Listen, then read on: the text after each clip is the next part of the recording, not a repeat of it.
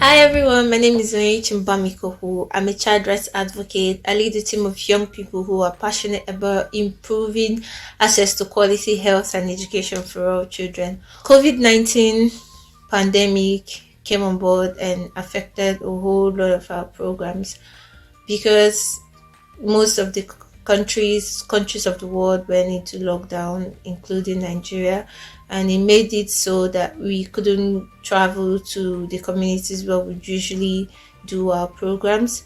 Schools had to shut down, children had to stay at home, everybody had to stay at home, so this impacted on our work.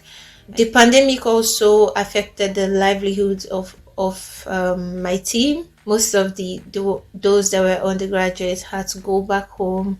Their allowances had to stop because parents wouldn't give allowances to their children if the schools were not in session.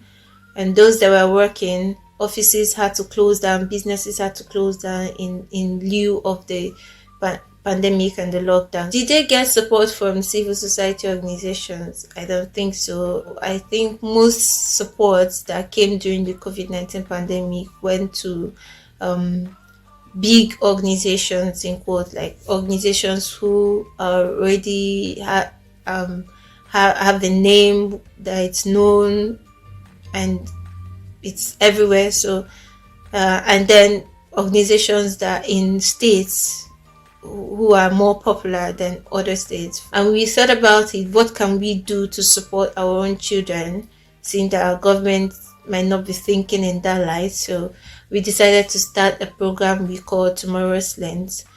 We decided to organize an online learning platform that would be carried on the basis or the background of WhatsApp and Telegram, seeing that they are easily accessible. They don't consume so much data compared to other higher tech platforms like Zoom and Google Meet.